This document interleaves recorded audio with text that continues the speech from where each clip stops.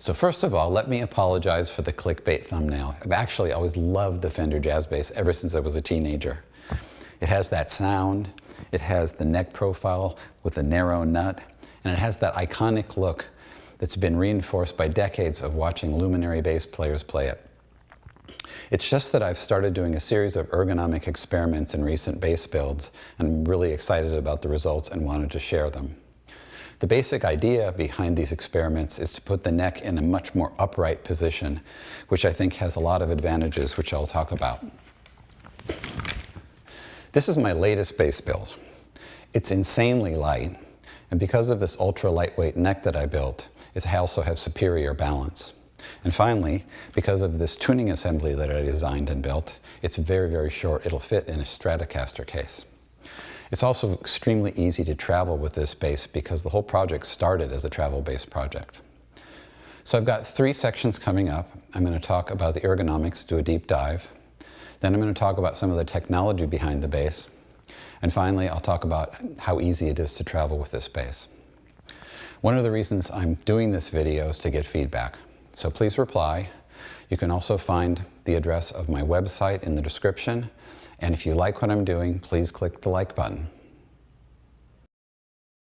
So why would I want to improve the ergonomics of this Fender Jazz Bass? That's what I'm going to talk about now. So I've got it just kind of hanging here, and you'll notice the neck is in a fairly horizontal position. It's also kind of back against my body, and it's not very stable.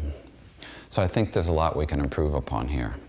Let me start with the position of the left wrist.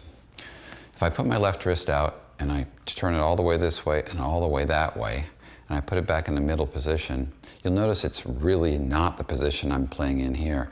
It's almost at an extreme wrist twist angle here. And I think that makes it difficult to get to some of these upper notes here. I don't have super long fingers, but even someone with longer fingers I think would benefit from not having to twist the wrist to move it around into these positions. Also, position shifts in this direction are just kind of awkward. So, one of the ways of dealing with this that I think a lot of people do is moving to the right hand, they'll end up pushing down the forearm like this. So that improves the wrist angle in this direction. It also pushes the neck out, which moves the elbow forward, and that's also more comfortable. And it stabilizes the bass. So those are all really good things, but unfortunately the wrist here ends up being twisted and this forearm here is anchored. So I think there's a lot we can do about that. Let me move on then to my bass.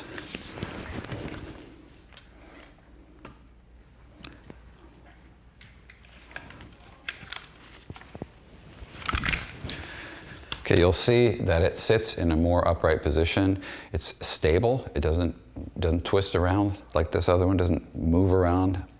And it's also, again, this neck is out in this direction. So all of those things are more comfortable to me. You'll see, I think you can see that the access to the neck here is improved. It's easier to get to these notes up here because I'm not having to reach around like that. Also, I think the position shifts are much more natural. You just feel like you have access to the neck in a much better way. As far as the right hand, it's free to do what you need to do. I don't have to push down here. I can go ahead and put this down here for some stability, but I don't have to. As far as picking style, if you're doing a picking style, your strings are more of in this angle and you're picking across the strings, a little bit more like an upright bass again. I think that makes it easier to get a fuller tone without getting buzz on the strings. For a slap style, it's a little tiny bit different in this angle, but I think you can see that with the thumb here, if you're playing with a technique where you're playing through the string and hitting the next string, which is generally thought of as being the best way to do it these days, it's still a completely natural angle. If you're a pure pick player, it might be a little bit less natural, but I have found that I can do that pretty well. And one final note to make on that is you can move the bass, you can move the neck around if you want. If you push it down like that, it'll stay there. If you push it back up, it'll stay there. That's unlike that one. You really, if you let go of it, it goes where it wants. Whereas this one, you have some flexibility with what you want to do. So there's my quick sales pitch, and I hope it makes some sense. So now I'm going to talk about sitting ergonomics. One thing I'll say up front is one of the reasons I made this bass so light is that I wanted to minimize the amount that you would need to sit. And the idea behind that is that no matter what happens, you're going to have a slightly different playing position when you're sitting than when you're standing, and presumably you're going to be performing standing up. So why would you want to introduce a difference there that could cause issues? Having said that, we'll start with the Fender. A lot of people will just put the Fender on their knee. It kind of looks like a guitar. You've got this little shape here, and presumably that's the way you'd pick up a Spanish guitar and play it. But it's kind of terrible ergonomically. It's going to fall down. You either need to hold it up with your hand because of the tuning peg weight, or you need to push it down with this hand. It's pushed back, so that's very different than when you're standing up. It's going to be more here when you're standing up, so that's another difference. The next step is to go here, which helps a tiny bit, and that will prevent the thing from falling down. You get a little bit of help from the strap, but it's still way back. You still need to kind of push down to get it in some kind of a position, so it's not a huge improvement.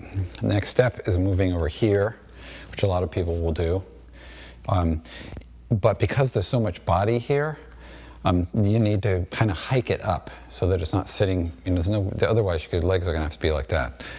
So the neck ends up being really high up here. So that's not ideal, and plus you still have to kind of push on it, is like when you're standing up, in order to get the neck into a better position this way. So to try to improve on that,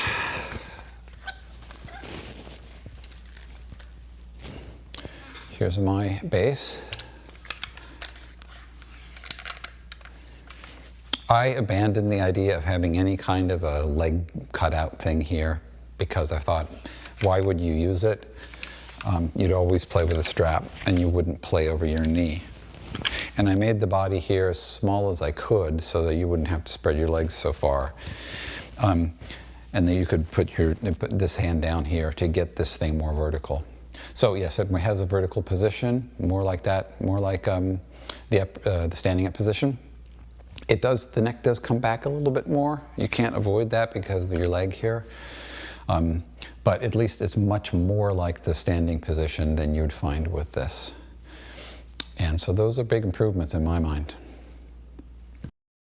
For this build, I wanted to create a neck that was as light and stiff as possible. I wanted it to be light for superior balance and also so the instrument would be as light as possible. As far as stiffness, I learned a long time ago that if you're going to build a headless bass, you want the neck to be stiff because you have to compensate for the lack of the heavy tuners at the end of the tuning assembly. To keep the neck stiff, I started with laminated construction so I could situate the grain perpendicular to the fretboard and the string forces. When looking at standard construction for necks, I noticed that the necks are actually reasonably heavy even if you remove the tuning assemblies at the end. This is because the truss rods are made out of metal, which is actually pretty heavy, even an aluminum one. So I looked around and found this carbon D-tube that's made by Dragon Plate, and it solves both problems at the same time. First of all, it's super stiff, so it stiffens the neck, and because it's hollow, it is actually lighter than the wood that you removed to install it underneath the fretboard. As a final tweak to keep things light, I arranged that the string anchors at the end of the neck don't use any metal. The changes I made to the body for this build aren't particularly radical, but they make a surprisingly big difference. The first thing I did was conceptually shove the neck backwards to change the balance in that direction. That's the reason for this protrusion on the back. As I mentioned before, I removed the feature on the bottom that bassists often use to put the bass on their knee. That allows me to lighten the body up a bit. I changed the location of these 2 points, which I'll call the hip and the horn. On a normal Fender bass, the line between these points would be roughly parallel to the neck. On this bass, the angle is changed to encourage the neck into a more upright position. I also pushed the hip forward to reflect where I expected the forearm to be. In a similar manner, I changed the angle of the belly cut on the back. Finally, I made the body out of basswood. That's not super unusual, but on this bass there are no compromises because the neck has been made so light. I'm really excited about how the tuning assembly on this bass came out. I've been thinking about this concept for years now, and I finally found time to design and build it. One thing that's always bugged me about headless basses is all the real estate that's needed behind the bridge where the bass body would normally end. A previous version of this concept used a tuning assembly from NS Design, and you can see how much longer the protrusion on the back of the body needed to be. Another issue with headless tuning assemblies is that tuning is done via knobs, and the knobs can only be a certain diameter because of the string spacing. This makes the tuning experience less than completely satisfying, and there are very few exceptions to this. I had the idea to put the tuning assembly underneath the bridge a long time ago, and this means that the tuning actuators would be in front of the bridge. But one day it occurred to me not to try to use knobs for the tuning actuators, but instead the perfect solution was to use a drum key, which is something that already exists and I could already leverage. It solves the problems of possibly interfering with your playing down near the bridge, and it also improves the tuning experience because it's much more like a tuning key. I did have one problem to solve though. That's the problem that the drum key might fall off. So I figured out a way to make a magnetic drum key that was no heavier than a regular drum key. So there are two ways to travel with this bass. I would call level 1 and level 2. Level 1 would just be to put it in a lightweight gig bag and take it on board the passenger compartment. There's a regulation in the United States that says they have to accommodate putting a musical instrument in the passenger compartment unless there is no room. Since this instrument is smaller than a Stratocaster in width and no longer in length, that should not be a big issue. But it's also possible to take the bass apart in just a few minutes and put the body in a small backpack and the neck in a fabric sleeve. And I'm going to demonstrate that in this video. First, detune the strings a bit. Get them to be a little bit more slack. They don't need to be completely slack, but you want to detune them a bit.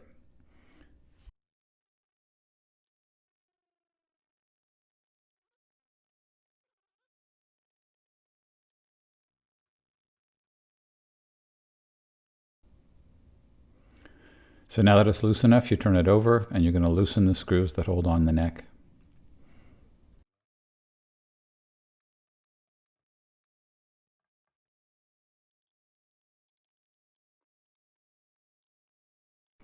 Now all you have to do is pull up the neck and the strings will come off the end of the neck without any work at all.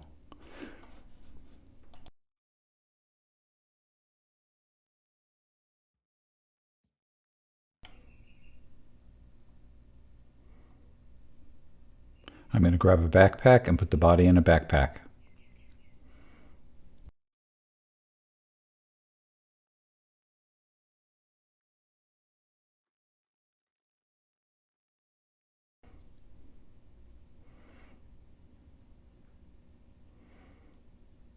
And that's pretty much it. That's not even a very big backpack.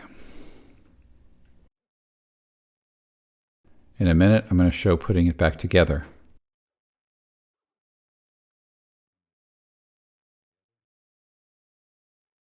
Pull that out of the backpack.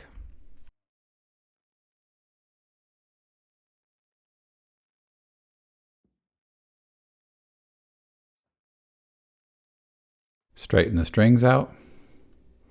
Now you can't see this in the video, but when I put the neck back on, the strings are just going to go right back into the little slits in the end of the headstock.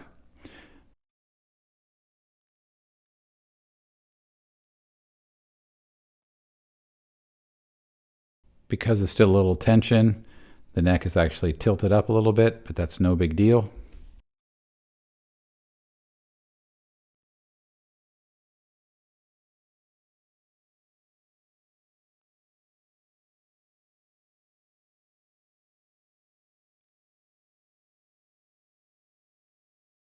And as soon as they're all in place in the little slits at the top, you're going to basically just push the neck back down like that. Put the screws back in. I'm just going to put them in loose for a second to make sure the neck alignment is right on the front. You'll see that in a minute.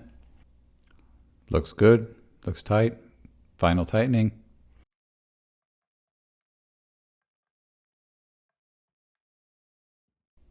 And that's it. It took 2 minutes to get it apart and into the backpack. You could even do that on the plane if you ran into a panic situation.